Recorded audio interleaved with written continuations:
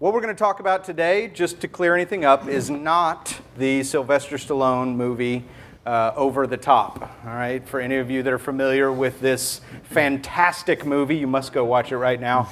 It's a arm wrestling, trucking, father-son comedy drama. But that's not what we're going to talk about today, so I wanted to just clear that up if that's why you were here. Now we're going to talk about Over the Top and the content.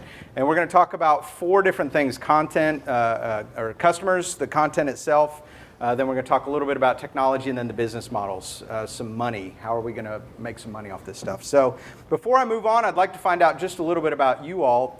Kind of raise your hands. How many of you are on the content side of things? You have content and you want to push it out there? Okay, great, excellent. How many of you are on the technology side, either as a vendor, we're selling stuff, we're making stuff to help that happen? Okay, great. What about those, anybody else that falls into a weird category that's not in that? Yes, what do you do? I used to work at Netflix. Netflix, okay, excellent. What else? We got anything interesting? AOL on. AOL on? Okay, great, excellent. Some platforms out there, all right. Fantastic. Well, what we're going to do is we're going to jump right in and talk a little bit about customers. If you would, panelists, tell us a little bit about what are customers' expectations right now with over-the-top video. And when I ask that, what devices are they using? What delivery methods are they preferring? You know, we heard our keynote speaker this morning say that 10% of the users of their app are using it in the bathroom. Where are they using these devices and getting this content? So who'd like to start talking about the customers, where they're getting it and how they're getting it? Well, they're getting a lot of it. We'll start off with that. I mean, they're watching on more devices, in more places, with more quality, and they're watching for longer. I've seen some data recently that shows a surprising amount of it is being viewed on the home, on wireless networks, rather than outside the home. So, the interactivity, the personalization of the devices is something that's obviously really appealing to consumers. So, it's not sure all of what they like and put fingers specifically on that, but whatever it is, they're loving it. Yes, they are. They are consuming a lot of content. Anybody else, how are your customers particularly watching content? Kuhn, do you have any insight into that? What are Crunchyroll users? How are they viewing it? Sure. So our audience demographic is skewing to the younger side, where 98% of our users are 13 to 34. The mean age is about 18 years old. And what we see compared to, say, Netflix's publicly available numbers is that our audience is consuming a lot more on connected devices, specifically mobile phones. More than 40% of our usage comes from mobile phones, such as iOS and Android. But there's really no single platform that is the majority of viewership. You really need to be out there on all the devices that make sense. So iOS, Android, Roku, other set-top boxes, consoles in particular, which is comprised of more than 50% of Netflix and Hulu's subscription base. And what's also compelling is you want to have a service that ties all of that into one seamless experience. So, for example, something that again, Netflix really pioneered that we followed but has seen great results is a queuing feature that supports continuous play between all the devices. So you can start playing on our PlayStation app and then pause that and continue onto the mobile phones. And what we've also seen is that specifically with mobile phones, the common use case today is that teenagers don't engage on a large screen device. They're primarily trying to entertain themselves by themselves. So a common use case is maybe when they go to bed, they've got the covers on, they've got the pillow, and they've got their iPad or their iPhone or Android phone out, and they're watching for an hour or two before they go to sleep. It used to be comic books, I Yeah. think, at one point. Frank, what else I are think customers from our perspective, viewing? it's kind of the same thing, right? So we don't plan just for a single either in-home experience or mobile experience. I think that the smart move is to kind of plan for all experiences. So when you're looking at how we actually go out and create content and even license content, we think of it as a way of this is going to work well only on certain platforms. Well, you do have to program for certain platforms. Our goal is to basically get out there with as much content as possible in front of as many eyeballs as possible. So whether that's in the home, whether it's on their mobile device, whether it's on their iPad, we don't care. We just want to hit them. And that's been our strategy, and it's been pretty effective for us thus far. Excellent. Anything else, Dan? Yeah, we try to help our clients kind of forecast out, 3 to 5 years in terms of which devices will, grow more. And what we're really seeing is that probably a range of devices across a range of use cases. And we really see the device landscape as really kind of consumers on a number of devices within the home and out of the home, but it's not really any one kind of device that will win. But within that, we do look at some of the categories, particularly for long-form video. We do see things like game consoles and tablets really growing quite quickly for long-form video. And I think we'll see kind of as the product cycles happen this year, next year, that on some of the connected TVs, we'll probably see some growth as people are connecting those more and more, actually using them, and the processing power and the OSs get even better. And then on some of the connected devices like Roku's and Apple TVs, I think we'll probably see more growth as the product cycles take off there. And I think the announcement today from Xbox, I think, is probably a good indication of where some of the different device makers are going in terms of making these devices much richer for consumption, search, discovery, and interactivity of those things. For example, the Xbox announcement about more interactive TV, Connect built into the console. I think those are kind of good indicators of the trend. Yeah. But one of the things that was mentioned in the little blurb about this panel in particular was this conflict. We have broadcasters, people who have content that are putting that out, and there's a massive conflict when the customers say, I want more, and I want it now, and I want it on every device.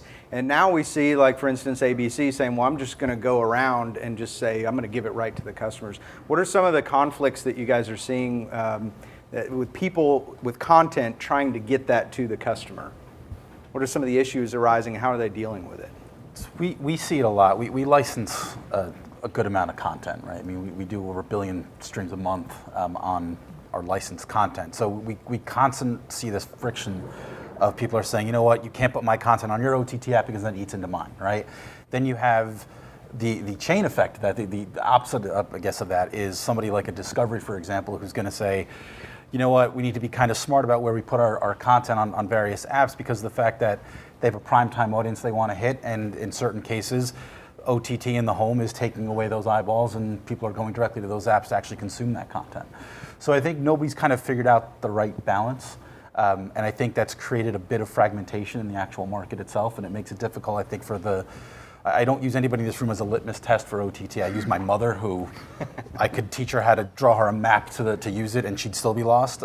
Even my sister, same thing, my wife. So I think that that conflict has created this fragmentation that makes it a bit more difficult for these apps to be discovered. And how you program towards that, I think, it's still evolving, and I think it's got a little bit ways to go. Yeah, it's still very Wild West. Any other friction points you guys see as far as, content owners getting that content directly to the customers? Are there friction points with that? Yes, there are. I guess there are friction points. Yeah. Lots of them. But that does lead into kind of our next topic, and one we wanted to spend most of our time talking about was content itself. And that makes a huge difference because that drives a lot of the customers' viewing habits, where they want to see this content, how they want to see it. So tell us a little bit about the content itself. Why is that so important in making choices about how to develop something for OTT?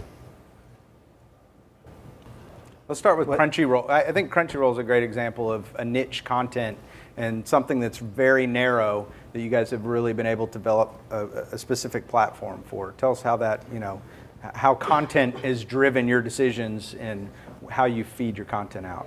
Sure. So our main premise is that we think that there's a huge business for vertical content channels online. Specifically, the counterpoint being Hulu, Netflix. You pay $8 a month and you get a breadth of content. Well, we're trying to go the opposite way. We're saying that can you build a business online with just a very thin slice, but a very deep slice of content, and charge the same price point as a general video service. And that's been a big driver of how we look at our business and how we go and acquire content. So specifically for animation, we're trying to be the one-stop shop for everything that's on air. We're trying to stream 100% of what's on air in Japan, but do it at the same time as TV broadcast to everyone worldwide. And we're subtitling into multiple languages, including obviously English, Spanish, Portuguese, French, and a couple of others. And our goal has been to always get to 100%. Right now we're about 80%, but the last 10, 20% seems to be the hardest.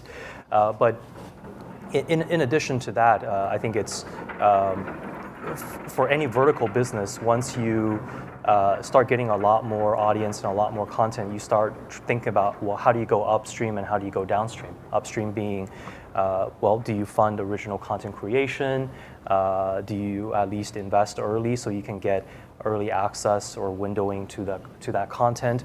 And downstream, if you know you've got a very captive audience built around a particular channel of content, what other things can you do to engage them? So for example, things we do include e-commerce, where we serve up all sorts of cool toys and figures and DVDs to sell against audience watching animation, knowing that that audience is interested to buy those things. And then the bigger picture, I think, that is going to be very interesting in the next year or two is, well, everyone knows cable is really ripe for a rebirth online. So how do you replicate that kind of a model, but completely over the top cable channels with a la carte pricing? And you guys are you doing some original content as well?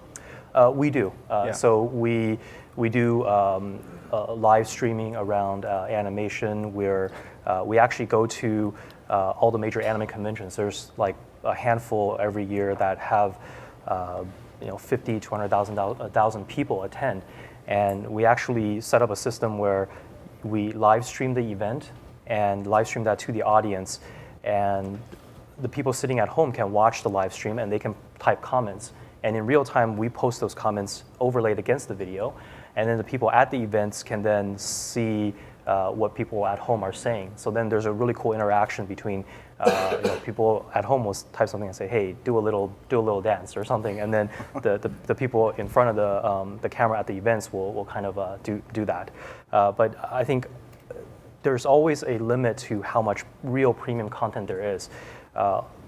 It's just really expensive to make, and people are willing to pay for it. But you can only entertain people for like 2-3 hours a week with really, really premium content. The rest of the time, you've got to fill the time with all sorts of other engagement, social, community, have them talk to each other, curated content, e-commerce, all that other stuff.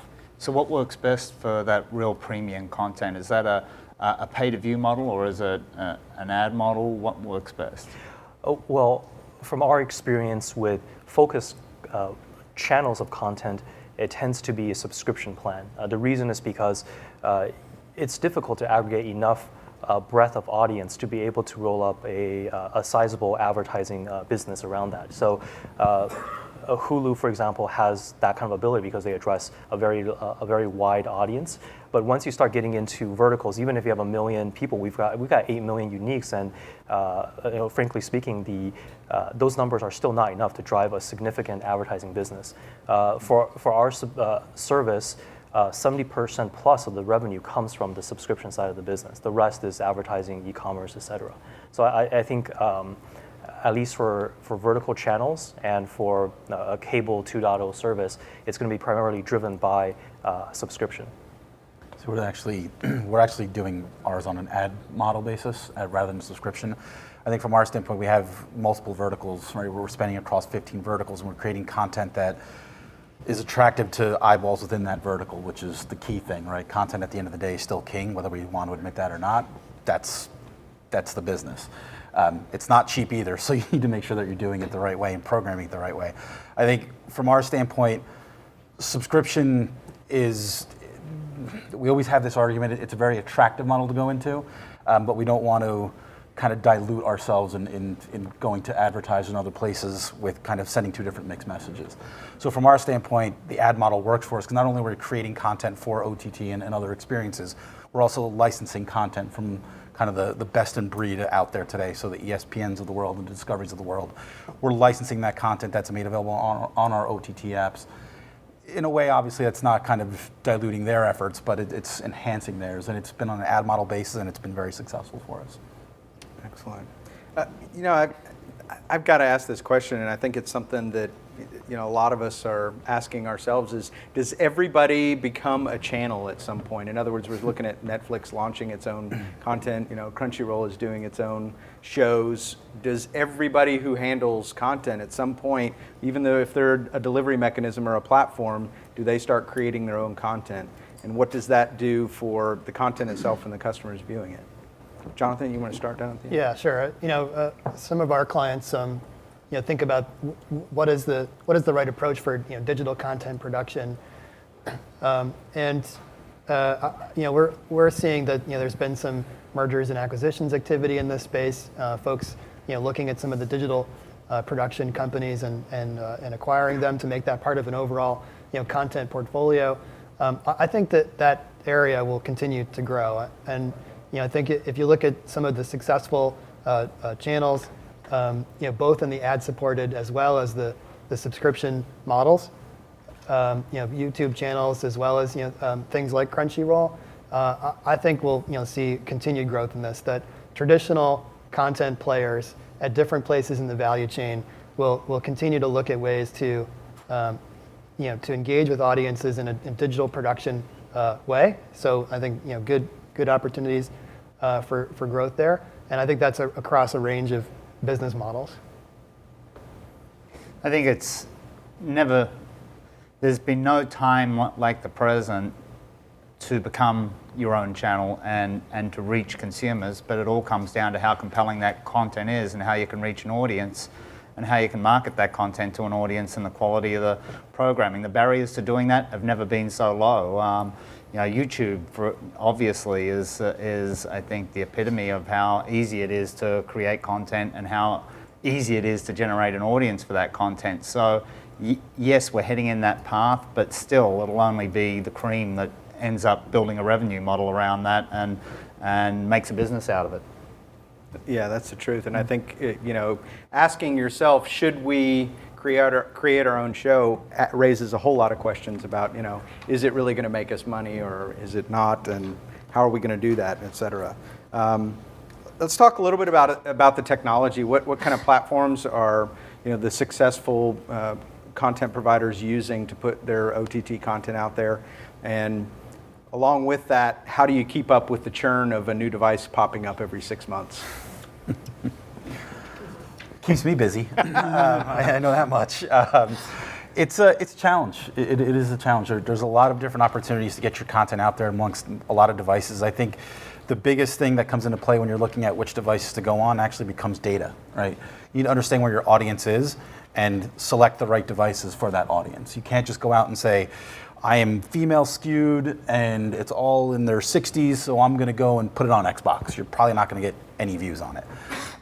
But these are, you need to understand your audience. There seems to be a new device every few months that comes up where you're constantly having to plan for or do a new deal with.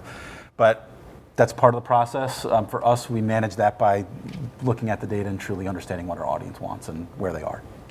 How are you getting your data? Is it internal, external? Internal. We have internal platforms. Gotcha. Everything's tagged. Everything's is ready to go. So we're pulling it from multiple sources and we're analyzing it from there. Gotcha. And one of the things about technology, and where we're not meeting the needs necessarily of consumers at the moment, the quality may be increasing, but still, I think Conviva released some data during this month that showed over 2 billion samples they took of video streams, and they're analyzing them from the actual player side, so they're seeing what's going on for the users of that content. Over 60% of them were some way impacted by quality. And I think that's one of the biggest things that we need to address in this marketplace is how we deliver a better over-the-top quality experience in terms of views, because the ad model seems to be getting some traction, and consumers are getting more used to the advertising. But I tell you what, if that ad is buffering before a video is playing, there's nothing more frustrating than not only have I got to watch an ad, but it's buffering in front of me. I mean, that's terribly frustrating. And so, one of the things we're hoping to solve is to try and ensure the quality of the over-the-top video is as best that it can be, because that increases the impressions and obviously the quality of experience for the consumer, and I think it's a priority for all of us.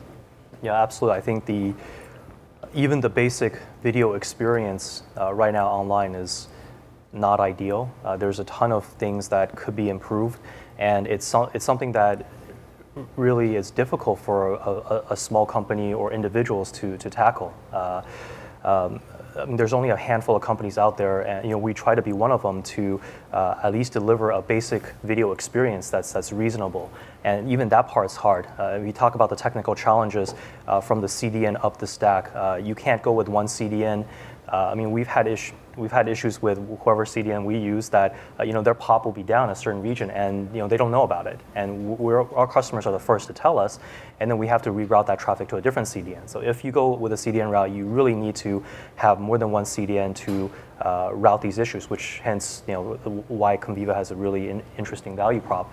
Above the CDN, if you're delivering a particular encode, you want to be everywhere at once. So you want to put your content in front of all the devices, but there's no standard for how video is played against devices. I mean, there's MPEG-4, there's HLS, but every HLS implementation we've seen from a developer perspective is actually different. The HLS you play on PlayStation is different from Xbox, different from Apple. So even the most basic video playback sometimes is challenging. So what we do is we have multiple encodes for all the HLS players, even though it's supposed to be the same spec.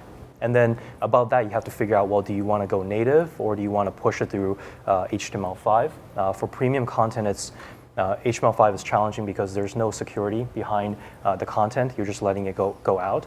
So you still have to use something fairly secure like RTMP-E on web or encrypted HLS or some sort of a DRM solution on devices. So the whole stack is still very challenging, and I think there's a very interesting business opportunity to be able to provide that kind of a seamless experience to guys who don't really want to get their hands dirty doing the whole stack. Gotcha.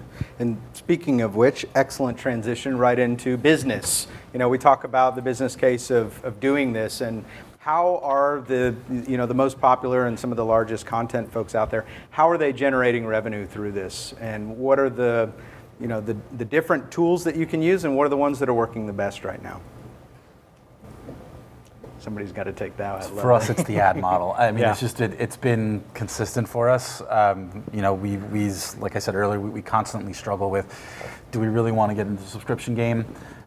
This was really the first year we've really kind of made a significant investment into original content for AOL, and we've already gotten great buzz across the spectrum of devices. It's all ad supported for us because we're having new fronts. We're kind of trying to replicate, we're trying to disrupt what television does, which I think is what everybody in this room is trying to do. And essentially, that disruption is ad supported, at least from our perspective, is the key to everything. Not to say that we won't evolve into subscription. One thing I'm certain, there's going to be a lot of discussion around it, and we already have a couple of discussions headed next week. But for us, the ad model's been the successful model for us. Real quick, creativity. Are you guys doing anything unique with your ads as far as how you're serving them? Baking that into the content itself. I mean, there's a few things that I think are happening on the online or the digital content creation that are replications of what happened on television, right? So, I think we're starting to see a lot more advertisers come to us and say, hey, we want to invest in content strategies. We want to invest in you producing content with us. Those are things that obviously we always want to explore because everybody knows content creation is expensive, and if you can offset that cost, great, let's do it. So that's part of it. But for the most part, they're pre-rolls. I think OTT provides us with the opportunity to really experiment with long-form content because the majority of our original creations have always been segmented out into short form, but OTT gives us the opportunity to really experiment with long form and see where it takes us. And from there, it could evolve into becoming pure subscription. But from our standpoint, the pre-roll and the interstitial is what's working for us right now. Gotcha. Jonathan, where do you see the market headed with business models around OTT content? Yeah, it's interesting.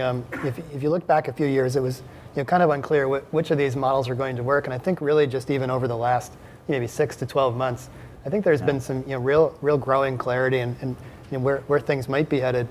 And when we look at things like online video ads, TV everywhere, the SVOD model, and even EST and VOD. And I think that ultimately across a number of different content windows, it'll probably be a combination of some of these business models.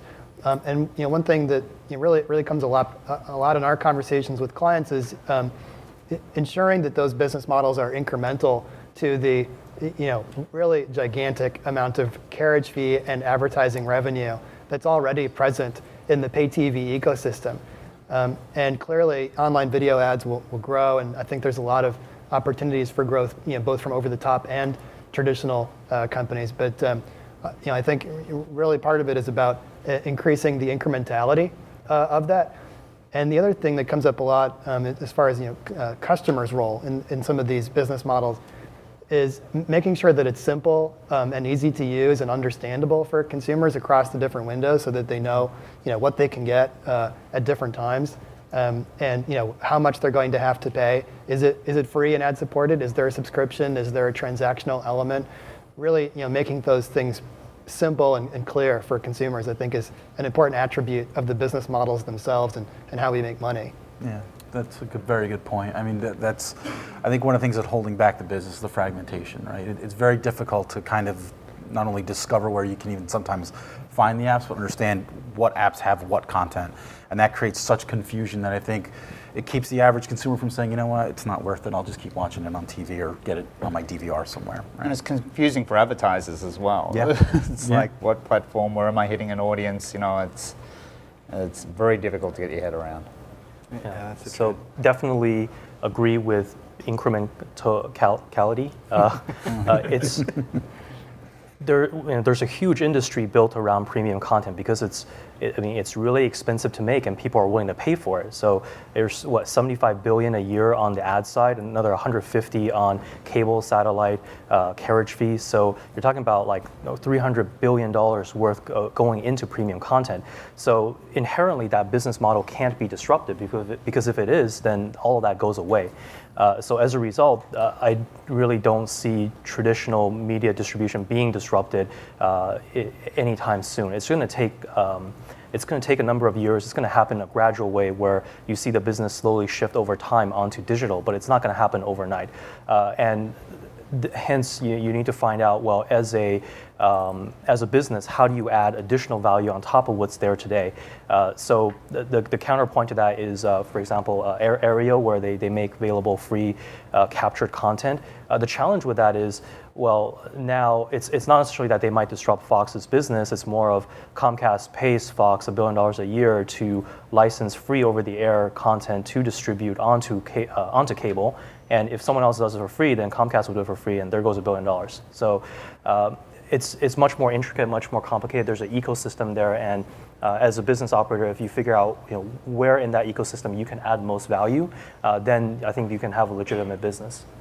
That's an excellent point. I'd like to go ahead and turn it over. We've got about 12 minutes left for questions. So if you would just stand right behind that microphone right there. If you've got a question, go ahead and line up, and that way we'll get to your question right away, please. Go ahead. Hi there. I'm wondering if you'd be willing to speak about some of the key indicators that you each watch closely to monitor the growth of your OTT businesses, maybe something more unique than what we just generally read about with subscribership. Okay. Unique key indicators for measuring. What do you guys use for that? What are they? Views and completion rates. Views and completion rates. Not to reinvent the wheel on that. I mean, it's you're looking for the standards, right? It's what's going to resonate with the advertiser at the end of the day. It's the key indicators. How many views you're getting, how many eyeballs are on it, and how long are they watching. Yeah, I think we're more focused on the subscription side, so it's the usual numbers. For example, cohort analysis, minimizing churn, and we've got a decent amount of exposure internationally. About 60% of our audience is North America, but we're in a bunch of international countries with subscriptions. So how we also look at the business is, well, how many total people live in each of those countries? Out of that country, well, how many percentage are visiting our website or our service? And out of that percentage visiting our service, how many percentage are being converted into a paid subscriber? And then we can get a pretty good metric of using the US as a baseline. Well, which countries are we actually converting well versus which countries are we not converting well? And the ones where you convert well, then you can say, well, if this converts well, are we just not getting enough market share? Are we not getting our brand and our content out there? And countries that don't convert well, you need to figure out, well, is it because of localized payments or crappy video delivery into South America, for example. So those are things that we look at. Excellent, thank you. Also, too, it's interesting to note subscribers, the audience size is becoming more and more of a metric. It's, YouTube, when they just announced their live streaming service, you have to have 1,000 subscribers on your channel on YouTube to activate live streaming. So they're viewing subscribers as sort of one of their indicators for being able to offer that. Next question. So there were several mentions of ad-based model here, and I wonder, how do you enforce that the ads are actually seen, that the clients are not skipping ads? Okay, so let me just make sure I understand the question. How do you enforce people to not skip ads? Is that the Yes. question? Okay. So from our perspective, we don't make the skippable ad available. I can't hold a gun to their head and force them to watch them, not in their living rooms or on their train rides or anything along those lines. From our standpoint, you want to watch content, you got to watch an ad. That's the cost of. We've got to let the ad play. Yeah, you got to let the ad play. You can cancel out, but I mean, for the most part, we don't allow our ads to be skippable. It's basically the ad's going to play whether you want to watch it or not. So I mean, it's outside of not allowing them to skip it. That's how you. I mean, we can't really, again, tie them down and force them to watch it. So my question was mainly how technologically do you prevent a player from skipping? That may be a better question afterward. If you come up afterwards, Yeah. we'll talk a little bit in depth more about the technology behind it. But thank you. Someone else? Yes, come on up. Hi, my name is Peter Crosby from .sub, and a two-part question. You mentioned subtitling in a number of different languages, which is very forward-leaning. You're way ahead of the pack. Do you consider that part of the sort of the premium content ad that you were talking about as far as distinguishing how you get your subscribers? Is that part of what you're saying? And the second part of the question is 508 compliance around captions now is being driven by the FCC, anything that's linear, going online, back and forth. And how do you think that the 508 compliance rules for caption will affect the industry over the course of the next couple of years? Thank you. Good question. Well, on the subtitling aspect, we're targeting the mainstream audience in US who want to watch animation and Asian content. However, they don't understand Japanese, so we have to provide them with subtitles because that's the basic service. If we didn't have subtitles, they wouldn't understand any of it. And as a result, we have to provide translations. Regarding the, what's challenging with the subtitles is we have to make sure the quality is very good. Anime viewers in particular are very picky. Some of them think they know some Japanese, so then they'll start calling us out on how we translate the content. Content translation is generally very tricky. For example, that's why some content don't transport well across borders. Comedy is very difficult to transport across borders. Anything with cultural references and nuances, any puns or things like that. But we try to make sure that someone who translates has a fairly good understanding of the local culture so that they can bridge the gap between the two. Regarding the compliance, my understanding is it only affects content that's originally broadcast domestically into online. So even though we're prepared for it with subtitles, it doesn't affect our business as much.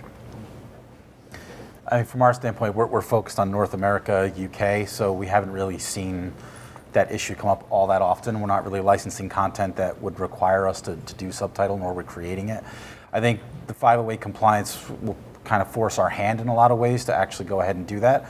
But I think it's a good thing for us because, to be honest with you, it actually opens up a larger market for us to start marketing to and start, programming for.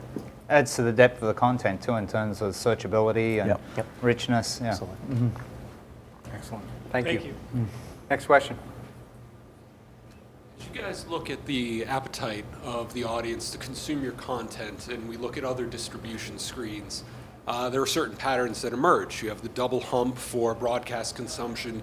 You have the traditional bell curve for desktop consumption.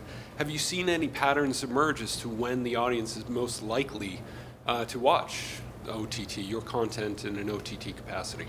You talking about like during the day? What Yeah, time of day? Time of people day, are- day okay. of week. Okay.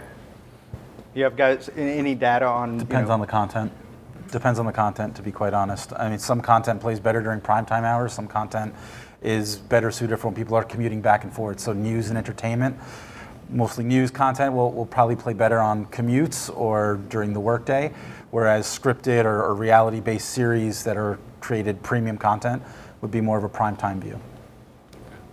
Yeah, our content is pretty much all professional, so it's whenever they have time to watch. So we get a pretty regular bell curve around, for example, peak time is like 8 to 12 p.m. Pacific time. And that's because it's layered of a couple of different territories. For example, East Coast starts a little earlier, then it migrates to the West Coast. And then we get a peak effect whenever the latest episode comes out. So for really popular shows, it'll be on at prime time in, say, Japan at 7 p.m., which is like 3 or 4 a.m. Pacific time the day before. And people actually will stay up to watch that. But then again, we're the first window for that content. So if they want to watch immediately, they have to wake up at 3 a.m. to watch. So from that answer, it's more of the convenience aspect of what we see with a smartphone consumption, that white noise aspect of consumption at any period of the day. Is that fair? Yeah. I mean, for us, it's because we have multiple verticals, right? So certain verticals perform better at certain times during the day, right?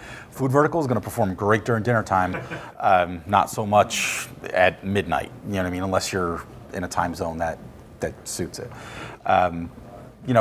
It's interesting to see the different verticals at different times that they all play, but across 15 verticals, it really does vary, and it's all really dependent on the content and what vertical that content is actually living in. Is there a particular topic that seems to trend better in your visibility? Is it the lifestyle versus the news?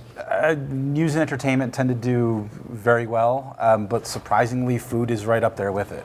The food category is always one of the tops for us consistently. Health is also very big as well. But to be honest with you, it changes on a monthly basis. Thank you. It really does. Sure. We have time for one more question. Take one more question. I know somebody's got it. Somebody just doesn't want to stand up and walk to that mic. Come on, be brave. All right, I'll ask one more question to the panelists and then we'll wrap up. So, the future, where are we going? Next year at Streaming Media East, what are we going to be talking about that's different, that's changed in the OTT marketplace? What's going to be new and fun and interesting?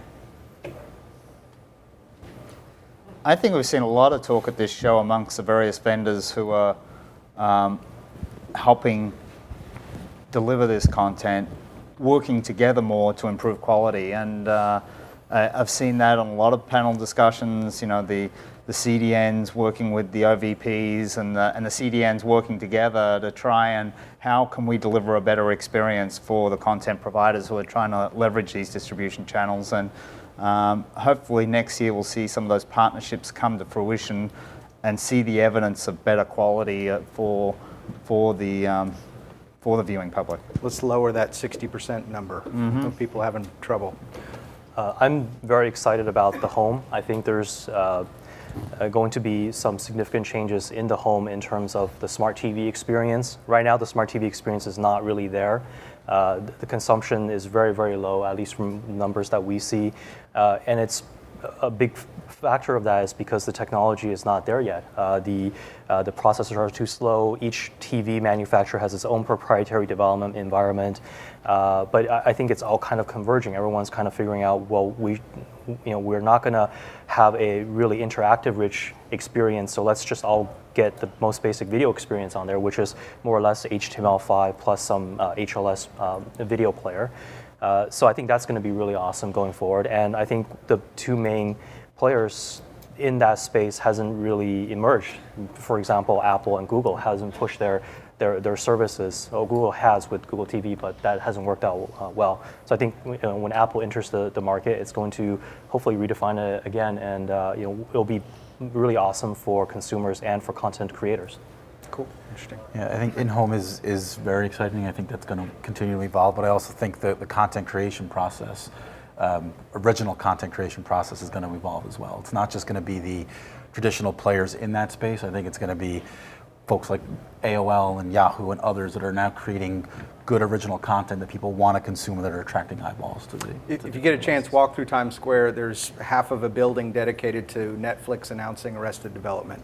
And it's one giant ad just for, hey, look at this content we created. Yeah, and that's the evolution. Yeah. I think next year we'll be talking even more about multi-platform content and advertising, and in a much more real and with real money behind it, multi-platform, different kinds of content targeted to different screens, coming from both traditional and over-the-top players with elements of interactivity and monetization really targeted towards specific screens of TV, tablet, and smartphone. Excellent, great. Audience, a nice round of applause, please, for our panelists. Thank you so much for coming out.